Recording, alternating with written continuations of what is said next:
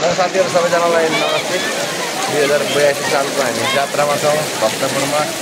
यहाँनिर पोखरी पनि देख्न सक्नुहुन्छ हैन। यहाँतिर के कसो छ पोखरीहरु सबै हामी देखाउनेछौँ। तपाईहरु अन्तिमसम्म हेर्नु होला। लगभग अब 3-4 दिन अगाडिदेखि नै लागेको जात्रा। हिजो लिङ्ग छडाउनु पर्ने, लिङ्ग छडाउन नसकेको कारणले गर्दाखेरि आजको 12 बजेपछि 1 बजे लिङ्ग छडाएको छ। आज बेलुका पूजा आधा सकिसकेपछि यो लिङ्ग चाहिँ बेलुका ढाल्ने कार्यक्रम हुन्छ। साथीहरु हेर्दै रहनु होला यो भिडियो है त। यहाँ चाहिँ भजन कीर्तन गाउने ठाउँ छ। हेर्नुहोस् एकदम बाजा गाजा पढाइ यहाँ भइरहेछ है। साथीहरु देख्न सक्नुहुन्छ तपाईँहरूले। ल यहाँ लिङ्गको फेदमा दर्शन हुँदैछ। यो लाएर यहाँ लिङ्गको दर्शन हुँदैछ साथीहरु। यहाँनिर लिङ्गको त दर्शन अब हिजो छडाउनु पर्ने लिङ्ग आज बिहान छडाइएको छ दिउँसोको 1 बजे। ल देख्न सक्नुहुन्छ यहाँ जात्रा लागिरहेछ भक्तपुरमा 2082 सालको। सबैजनालाई शुभकामना है।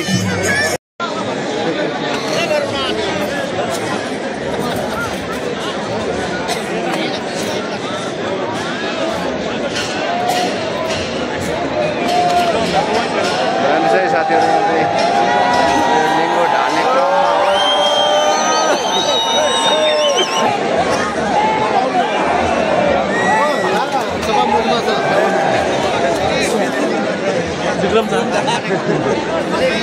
भाइहरु लिङ्गमा यसरी झुन्डिरहेछन् है।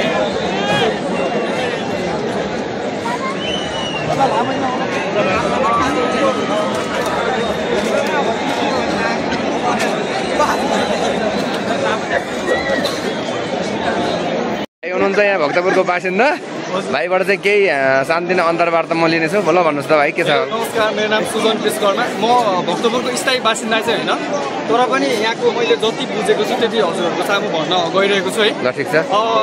2081 सालमा चाहिँ चैतको अन्तिम दिन चाहिँ यो लिङ्ग उठाएर रथ तानेर 2082 साल नयाँ वर्ष 1 गतेको दिन चाहिँ यो लिङ्ग ढलाउने चाहिँ नेवारीहरूको परम्परा अनुसार चाहिँ त्यो ढलाउने त्यो चलन रहेको छ भने मैले सुनेको छु। त्यो वास्तविकता उहाँहरूले नै जान्नुहुन्छ है।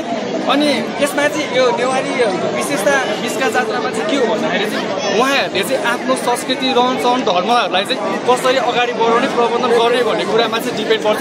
अनि ती संस्कृतिहरूलाई अबको भावी पुस्तालाई पनि कसरी उनीहरूलाई पनि कसरी जोगाइ राख्ने, उनीहरूलाई कसरी सिकाउने भनेर चाहिँ उहाँहरूले पुस्ताले चाहिँ अब यो यस्तै बिचका जात्रा राखेर सबैजना भेला भएर अनि यहाँको संस्कृतिहरूलाई प्रबन्धन अगाडि बढाउनको लागि रथहरू तान्ने अनि त्यो बसेर मादलहरू त्यो संस्कृति त्यो मलाई एक्ज्याक्टली त्यो के भन्छ थाहा भएन। त्यो ढोलहरू यताउति बजाउने त्यो राखिन्छ होइन।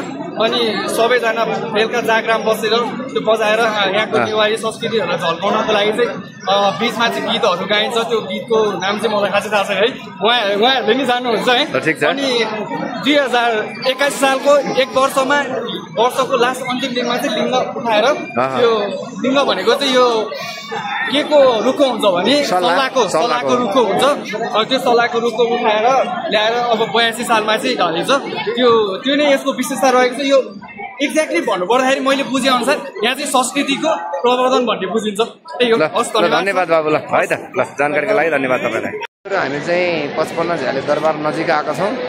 अब लिङ्ग ढाल्ने बेलासम्म हामी बस्छौँ होला। सायद कतिखेर ढाल्छ, पूजाआजा गरिसकेपछि लिङ्ग ढल्छ। त्यो हेर्दै चाहिँ जाउँ भनेर हामी हाम्रो मोहन सर र हामी आएका छौँ। छिमेकी दाई हाम्रो परिचय दिनुहोस् सर। तपाईँको परिचय दिनुहोस्। मेरो चाहिँ मोहन बहादुर श्रेष्ठ।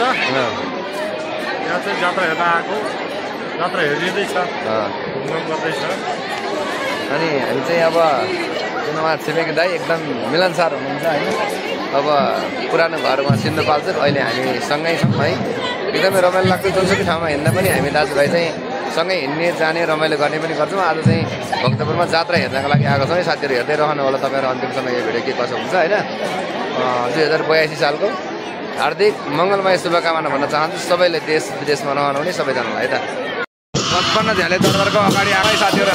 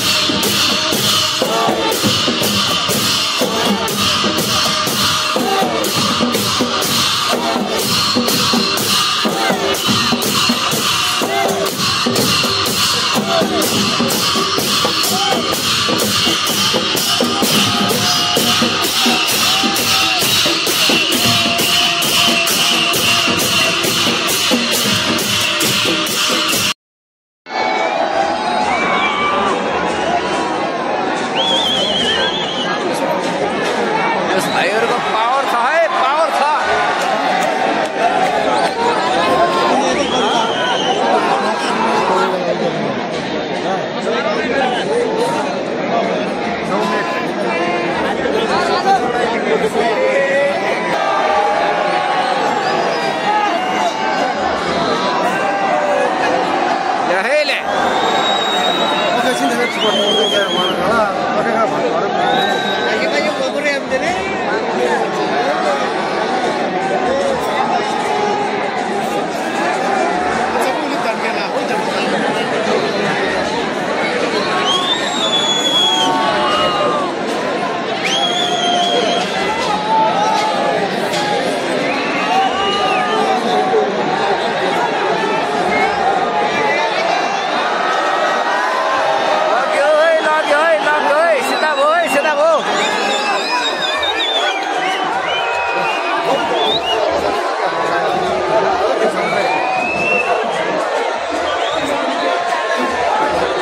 बिस्केट जात्राको चाहिँ लिङ्ग ढाल्ने क्रम जारी छ लिङ्ग तान्ने क्रम जारी छ है साथीहरू यतै रहनु होला कतिखेर पुग्छन्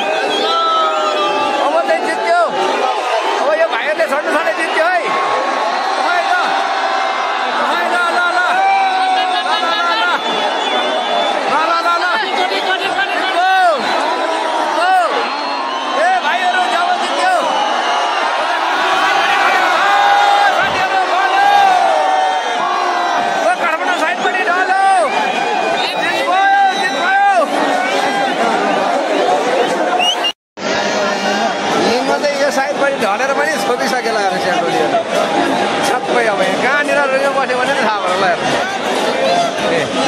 यत्रो मान्छेको भिडमा ल हेर्नुहोस् त यो लिङ्ग यहीँ हरायो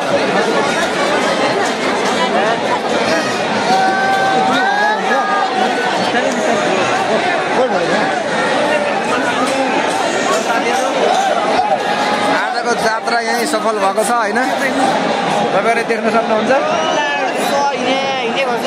साथीहरू सबैजनालाई बाई बाई नमस्ते भन्दै अब हामी बिदा चाहन्छु हस्त नमस्ते